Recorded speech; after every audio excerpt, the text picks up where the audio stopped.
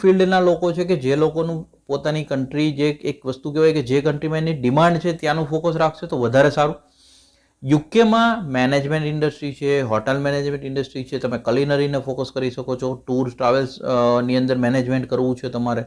Healthcare sector છે, જો કે એવરગ્રીન સેક્ટર છે હેલ્થકેર, પરંતુ યુકેમાં બી એની હાઈ ડિમાન્ડ્સ હોય છે.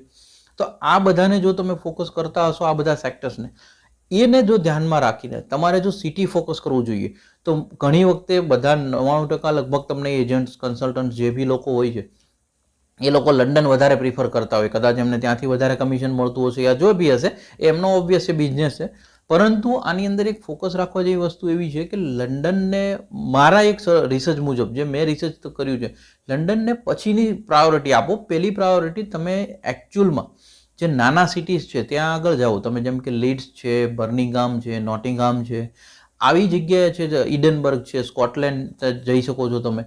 આવી બધી જગ્યાએ જો તમે યુનિવર્સિટીઝ ફોકસ કરતા હો